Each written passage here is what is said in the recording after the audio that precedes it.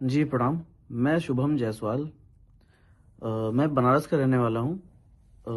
आज काफ़ी दिनों से, लगभग 1 महीने से मेरे बारे में news channel, social networking sites और बड़े-बड़े नेताओं के प्रेस कॉन्फ्रेंस में मेरे बारे में बोला जा रहा है कि मैंने जहरीली सिरप बेची है, जहरीली दवाओं का मैं क्रय विक्रय किया हूँ। मेरे द्वारा दवा बेची गई दवाओं से बच्चों की मौत हुई है, मासूम बच्चों की मौत हुई है।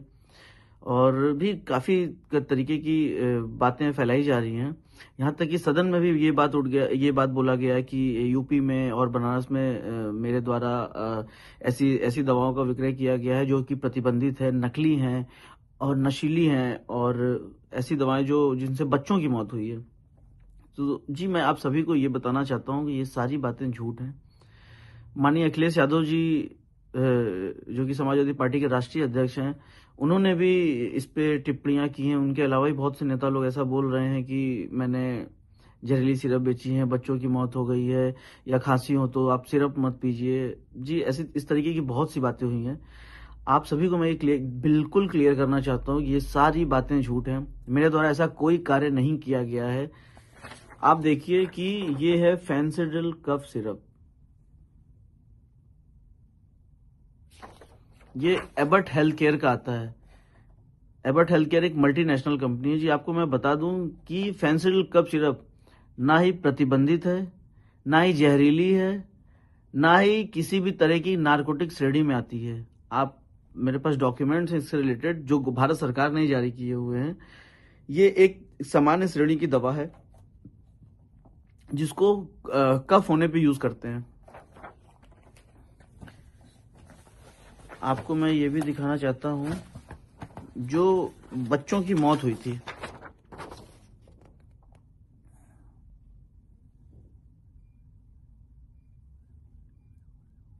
ये श्रीसन फार्मा द्वारा मैन्युफैक्चरिंग की गई थी। छोटे बच्चों की दवा है, पीडियाट्रिक दवा बोलते हैं, cold drip syrup.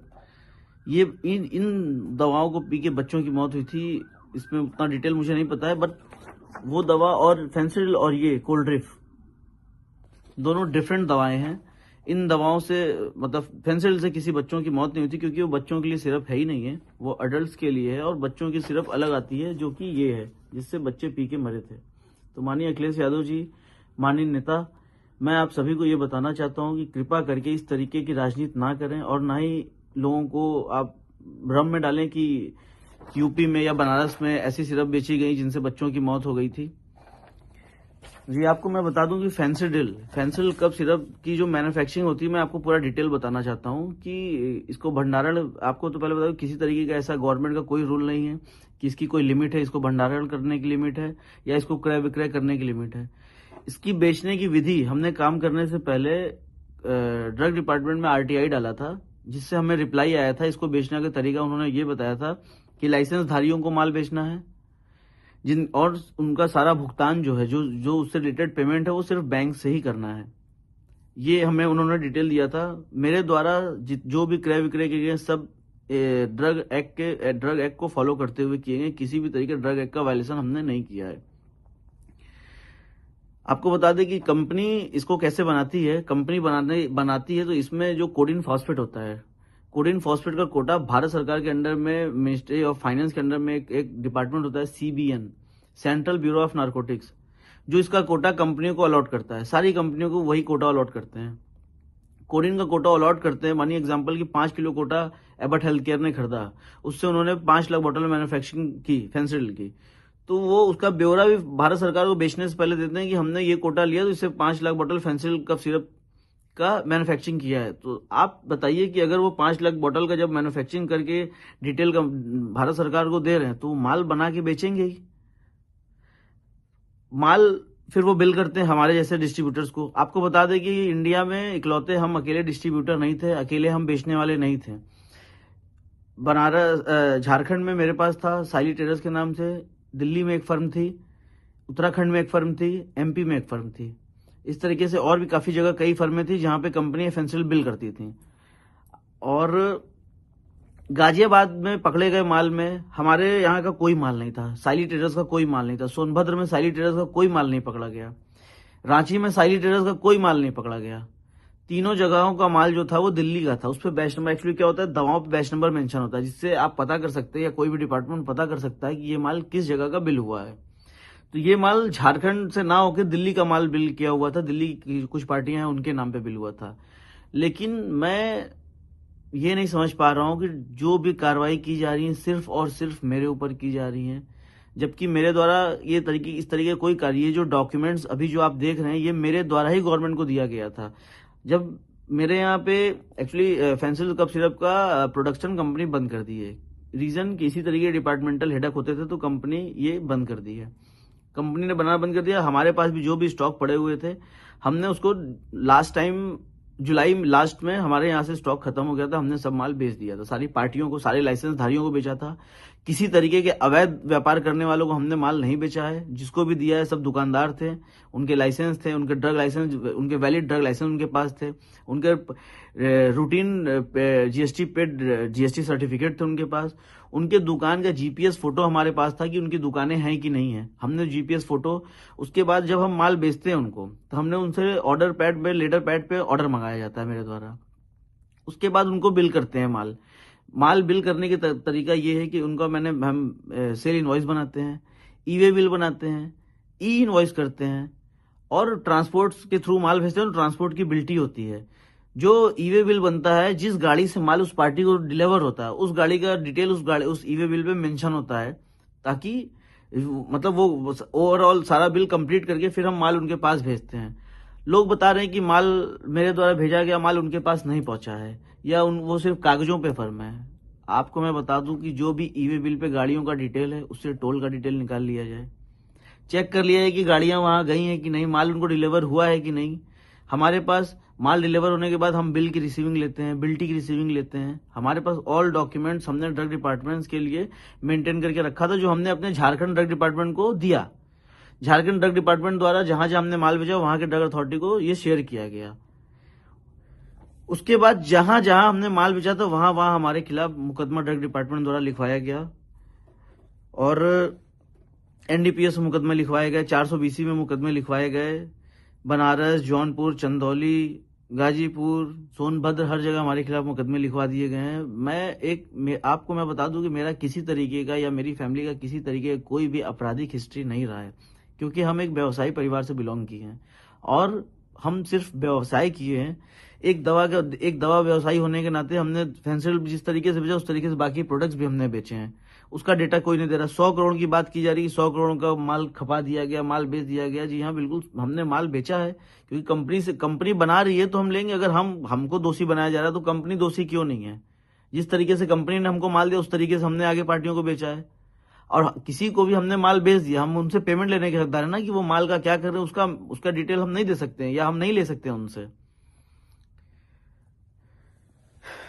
Ghaziabad, Sonbhadra में भी मुकदमा हमारे खिलाफ लिखा दिया गया। गाजियाबाद में आपको बता दें कि गाजियाबाद में जो भी अभियुक्त पकड़ा गया माल के साथ, सौरभ त्यागी से मेरा कोई संबंध नहीं था, लेकिन ड्रग डिपार्टमेंट्स के कुछ अधिकारी जबरदस्ती मेरा नाम लिखवा दिए थे, क्योंकि वो मुझसे पैसे की डिमांड करते थे और मैंने पैसे देने से हमेशा मना किया, क्योंकि पैसे वो देते हैं जो गलत काम करते हैं। मेरे द्वारा किसी तरीके कोई गलत काम नहीं किया गया था। ड्रग डिपार्टमेंट्स के बड़े अधिकारी जो हैं उन्होंने जबरदस्ती मेरा नाम वहां फोन करके लिखवाया। बनारस में ड्रग डिपार्टमेंट के अधिकारी मेरा नाम जबरदस्ती फोन करके लिखवाया लखनऊ से। मेरे द्वारा किसी तरीके का काम नहीं किया। बाकी जितनी गाजियाबाद में माल पकड़े गए, गाजियाबाद में किसी तरीके की कोई जांच नहीं हो रही। क्यों नहीं हो रही आप बताइए?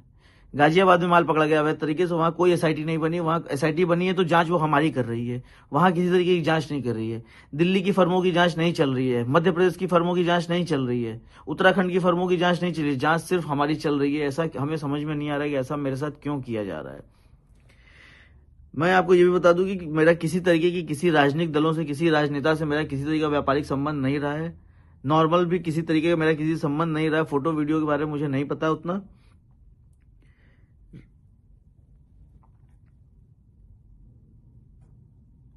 और एक और छोटी सी बात बताना चाहता हूँ। ये राजा ज्योति आनंद सिंह एक हमारे मित्र रहे हैं, हमारे साथी रहे हैं। 1 साल पहले उनकी मृत्यु हो गई थी। उसमें उनके फैमिली वाले मेरे ऊपर एलिगेशन लगा रहे थे कि हमने उनको जहर दे दिया है, कॉफी में जहर दे दिया। और ये मैं आपको बता रहा हूँ कि इस तरीके कोई काम मेरे द्वारा नहीं किया गया था। उस टाइम भी मैंने बोला था, डिपार्टमेंट्स के सामने जाके मैंने सब चीज बताया था और सब चीज उनका पोस्टमार्टम हुआ था, उसमें भी सब क्लियर हो गया था। विसरा रिपोर्ट आई थी, उसमें आया था कि वो शराब के सेवन की वजह से उनकी डेथ हुई थी। उनकी तबीयत एक्चुअली परमानेंटली खराब थी उस टाइम। और उनके घर वाले हैं, उनके कुछ रिलेटिव, उनके जीजा, उनके पिताजी हमसे बहुत पैसे की डिमांड किए लगभग, जो मैंने नहीं दिए, क्योंकि वो मुझे धमकी देके पैसे मांगते थे कि तुमको इसमें फंसा देंगे अगर पैसे नहीं दोगे तो। दोस्तों देखिए, लोग मेरे खिलाफ बहुत उल्टा सीधा बात कर रहे हैं। मैं किसी तरीके का कोई अवैध काम अपने द्वारा, मेरे द्वारा किया ही नहीं गया है। मुझे फंसाया जा रहा है। माननीय मुख्यमंत्री जी से मैं निवेदन करता हूं कि जांच आप करवा ही रहे हैं, मुख्यमंत्री जी जांच, क्लियर जांच कराइए ताकि मुझे फंसाया ना जा सके। मुझे हर जगह फंसाया जा रहा है। बाकी सारी पार्टियों को ये डिपार्टमेंट वाले बचा रहे हैं और सिर्फ मुझे फंसा रहे हैं। मैं आपसे निवेदन, माननीय अखिलेश यादव जी से मैं निवेदन करता हूं कि कृपा करके गलत बातें आप ना बोलें। आप बड़े हैं, आप गार्जियन हैं, आप सीनियर हैं, और ये जो है कि एमपी और ये दोनों अलग हैं। मैं निवेदन करता हूं कि सदन में गलत बातें ना फैलाएं, और किसी तरीके की मैंने ऐसा कोई कार्य नहीं किया जो अवैध हो। मैंने डिटेल, अगर इस पे नारकोटिक्स प्रोडक्ट की होता और एनआरएक्स होता तो मैं इसका क्रय विक्रय कभी जिंदगी में नहीं करता। मुझे बहुत परेशानी हो रही है, मैं बहुत झेल रहा हूँ, और मैं इसलिए हटा बढ़ा हूँ क्योंकि देखिए मैं एक व्यवसायी हूँ। मैं कभी पुलिस फौजदारी केस जेल मैंने नहीं देखा है, और पुलिस का नाम सुन के सबको डर लगता है।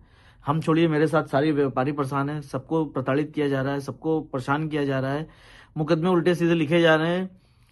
ऐसा हमारे द्वारा कुछ नहीं किया गया, ना मेरे द्वारा ना मेरे व्यवसायियों के द्वारा। हमने एक नॉर्मल दवाओं की क्रय और विक्रय विधि पूर्वक की है, सारे कागजात के साथ की है, और किसी तरह की कोई सेल फर्में हमारे द्वारा नहीं बनाई गई हैं। जिन दुकानदारों को हमने माल बेचा है, जिस टाइम हम माल बेचते थे वो दुकान उस टाइम एग्जिस्ट करती थी। मेरे पास उसके एविडेंस है, मेरे पास उसके प्रूफ हैं।